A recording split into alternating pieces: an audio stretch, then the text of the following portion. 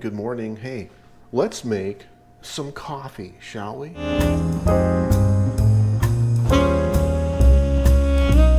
Okay, we have a few different ways to make coffee, but today I'm going to use the Aeropress.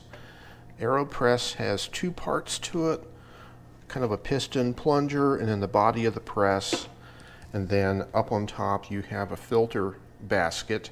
You can use either a metal screen filter, or today we're going to use a paper filter. And the actual way they recommend using it is the normal method on top of your coffee cup like that, with a filter in place, and the coffee goes in there and the water goes in there. But today we're going to do the inverted method. The upside down method is how I usually do it. I like my coffee with a little bit of turbinado sugar and some milk. So there's a little sugar. You can drink your coffee however you like, but for me, I like to have whole milk in it. And I'm going to weigh my milk, about 100 grams. So I get the right ratio of milk to coffee, so that, in different size coffee cups we'll have different volumes. So we'll, a close approximation there. Heat it up for about a minute.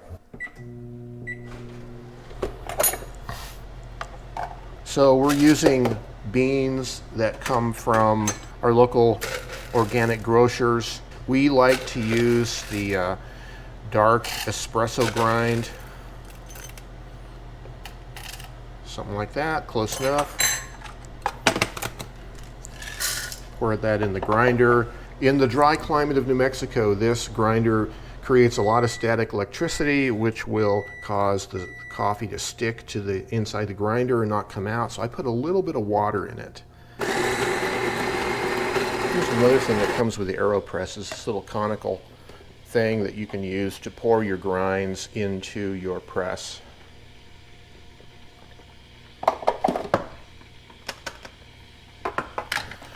All right, my water is heating up with the electric tea kettle.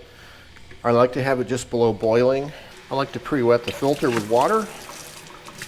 So since our altitude here in Albuquerque is just over a mile elevation, and water doesn't boil at 212 degrees Fahrenheit or 100 degrees centigrade, it boils a little bit lower than that. So you can't quite get the water as hot as you want, but for boiling purposes. But I don't really use boiling water for coffee. Just under the boil, around 195 to 200 Fahrenheit. All right, we're about 200. So I'm going to pour 100 grams of water plus about 20 extra, because the grounds are going to absorb about 20 or so grams roughly. It's not really an exact science. And then we're going to start the timer and stir the coffee.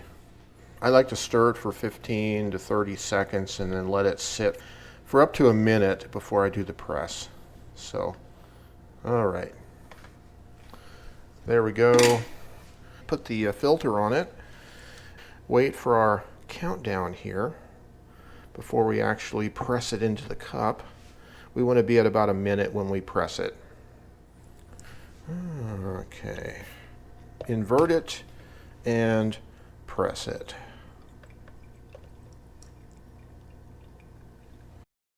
You can hear the little dribbles of coffee. Takes about 30 to 45 seconds usually. All right. There we go. I'm going to stir this milk and coffee up. And we have ourselves a nice cup of strong, sweet milk coffee.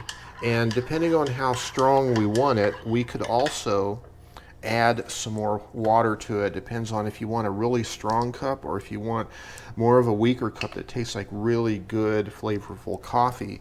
So when I want to do that, I put a few more grams of water, let's say about 30 or so grams of water in it. And that will make us a really good cup of coffee.